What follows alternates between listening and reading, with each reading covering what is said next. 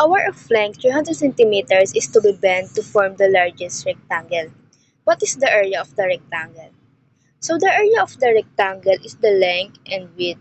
So yung length natin is x and ang y naman natin is 4 wind. So gagamitin natin yung dalawang formula, ang perimeter at ang area. So ang formula ng perimeter is P is equals to 2L plus 2W. So dahil x and y yung ginamit natin, gagawin natin P is equals to 2x plus 2y. So dahil 300 centimeters yung given natin, isa-substitute natin siya sa perimeter. So magiging 300 is equals to 2x plus 2y. 150, 300, i-divide natin siya sa 2x plus 2y. So dahil dalawa yung 2, i-divide natin yung 300 sa 2. So maiiwan na lang is 150 is equals to x plus y. So para makuha natin yung value ng y natin, ililipat natin yung y kung saan nakapwesto yung 150. So magiging y is equals to 150 minus x. So ang next naman is kukunin natin yung value ng x. A is equals to x times y.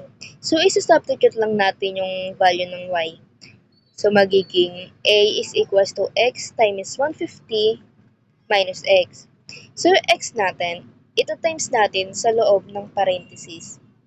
So x times 150 is equals to 150x. And x times x naman is x squared.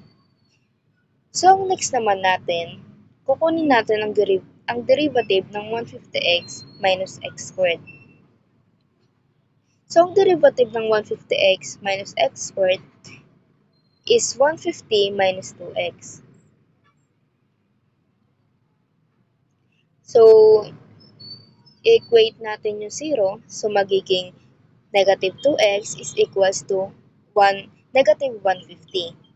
So, negative 150 is i-divide natin siya sa 2x. So, ang value ng x natin is 75, the maximum value of x.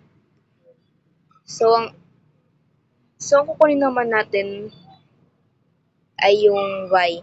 So, y is equals to 150 minus x. Yung 150 minus x, kinuha ko lang siya sa first equation ng value ng y na 150 minus x. So, 150 minus x, yung x, kukunin natin sa value ng x. Dahil yung value ng x is 75, isi-substitute natin siya sa x. So, magiging y is equals to 150 minus 75. So, ang value ng y natin is 75 din. So, yung area ng rectangle natin is length na 75 at ang width naman ay 75 din. Para makuha natin yung largest form ng rectangle, ang formula nito ay a is equals to x times y. So, yung x natin is 75 and yung y naman natin is 75 din. So, bali 75 times 75 is equals to 5,627 centimeters squared.